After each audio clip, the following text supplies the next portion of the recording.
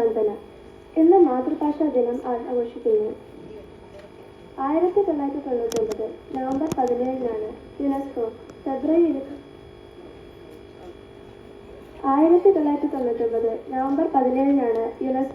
ഫെബ്രുവരി 21-നെ ലോക മാതൃഭാഷാ ദിനമായി പ്രഖ്യാപിച്ചത്.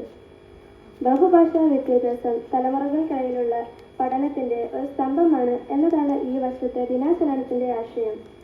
ലോകത്ത് 6500-ലധികം ഭാഷകൾ സംസാരിക്കുന്നുണ്ടെന്നാണ് കണക്കുകൾ. ലോകത്ത് ജനിച്ചു വീഴുന്ന ഓരോ മനുഷ്യനും സ്വന്തമായി ഒരു മാതൃഭാഷയുണ്ട്.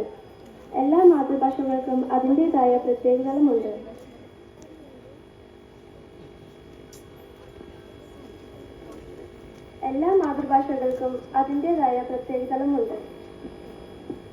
ഈ സവിശേഷതകളുടെയും വൈവിധ്യത്തിന്റെയും ആഘോഷമാണ് ലോക മാതൃഭാഷാ ദിനം.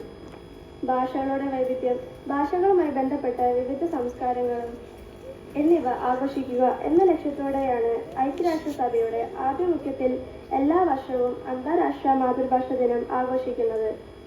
എല്ലാവർക്കും എൻ്റെ ഹൃദയം നിറഞ്ഞ മാതൃഭാഷാ ദിനം ആശംസിക്കുക.